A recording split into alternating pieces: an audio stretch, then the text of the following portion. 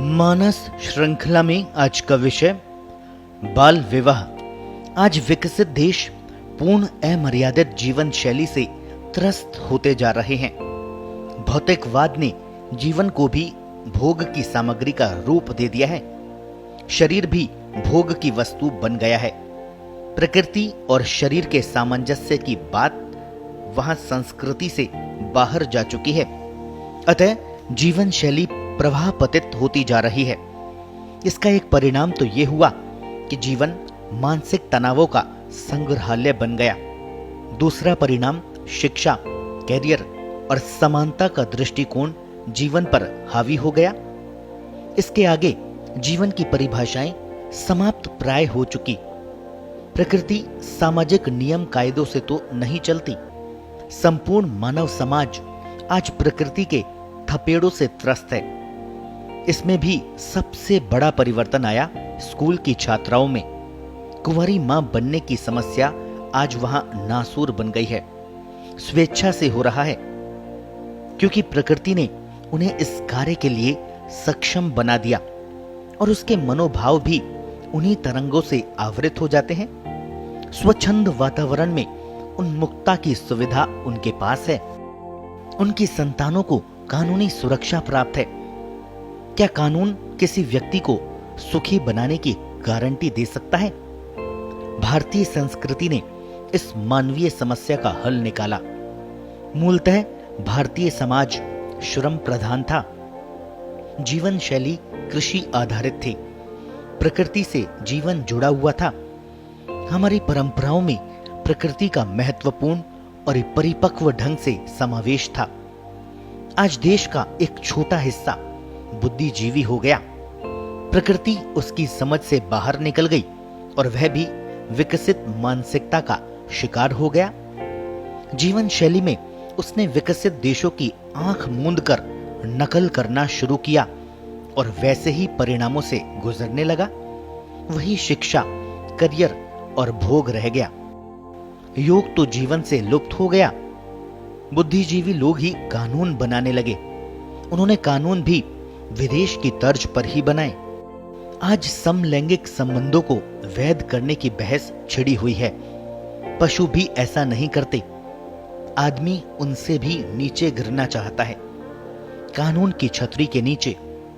ऐसा ही कानून बना था शारदा एक्ट, जिसमें बाल विवाह पर रोक लगाई गई थी। उनको विवाह शब्द की भारतीय परिभाषा और जीवन शैली से कोई लेना देना ही नहीं था। समाज व्यवस्था, सामाजिक सुरक्षा, आर्थिक परिप्रेक्ष्य आदि किसी भी विषय पर उन्होंने दृष्टिपात ही नहीं किया और कानून थोप दिया। इसी का परिणाम है कि भारत में भी स्वच्छंद भोग और गर्भपात एक बड़ी सामाजिक समस्या बन गई। भारतीय जीवन पद्धति में विवाह को दो स्तरों में विभाजित किया गया था। एक स्तर सगाई का था, जबकि लड़की के रजस्वला होने से पूर्व उसका संबंध तय कर दिया जाता था। दूसरे चरण में उसका विवाह यानी गुणा होता था, जब वह 18 साल की हो जाती थी। कानून में इसका कोई उल्लेख नहीं है कि 18 वर्ष पूर्व लड़की ससुराल नहीं जाती थी। अतः सगाई को ही विवाह मानकर बाल विवाह का नाम इजाद कर लिया गया। आज का कानून भी तो 18 वर्ष की आयु को ही वैधता देता है।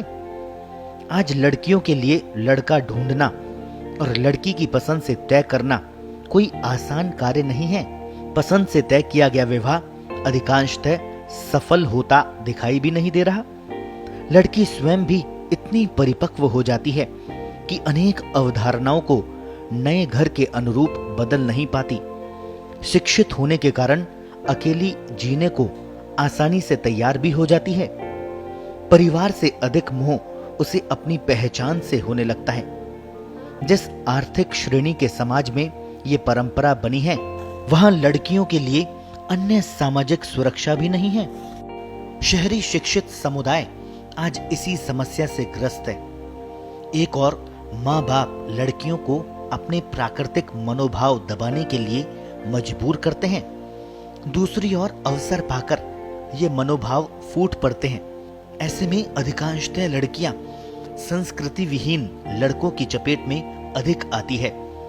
उसकी कीमत माँ बाप और लड़की पूरी उम्र चुकाते रहते हैं। जिस समाज में 2 विवाहों का रिवाज है, वहां लड़की को स्वतंत्रता है कि गौना हो जाने पर यदि उसे लड़का पसंद न आए तो वह तुरंत तलाक ले सकती है। दूसरा विवाह करना उसके लिए कलंक नहीं होता। उच्च वर्गों में यह सुविधा लड़की को आसानी से नहीं मिल पाती। दूसरा विवाह तो लगभग असंभव है। ग्रामीण परिवेश में संपूर्ण समुदाय विवाह से जुड़ा दिखाई पड़ता है। सामाजिक उत्तरदायित्व का बोध दिखाई पड़ता है। शहरी विवाह केवल परिवारों तक ही सीमित रहता है।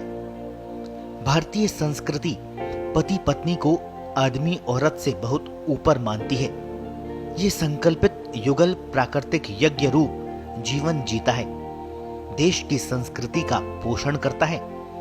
आज शिक्षित वर्ग के समानता के अधिकार का विकृत रूप देख सकते हैं, जहां लड़की स्वयं लड़की की तरह जीने को तैयार ही नहीं है।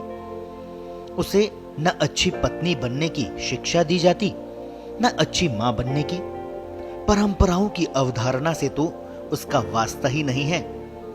उसका कोई सामाजिक उत्तरदायित्व भी दिखाई नहीं देता। व्यक्ति पेट के लिए जीता है और मर जाता है। जब हम हर क्षेत्र में शहरी और ग्रामीण योजनाएं अलग अलग बनाते हैं, तब संस्कृति से जुड़े हुए विषयों को भी अलग अलग क्यों नहीं श्रेणीबद्ध करते? समानता रखनी है तो शहरों के जीवन को मर्यादित और प्रकृति अनुकूल जीने के लिए शिक्षित भी नहीं करते और न ही सुरक्षा व्यवस्था को पुख्ता कर पाते। गांव में सगाई के बाद जो सम्मान उस लड़की को प्राप्त होता है, जिस बोध के साथ उसका नारी रूप विकसित होता है, वही इस देश की संस्कृति बनती है। शरीर स्वयं में संस्कृति नहीं होता।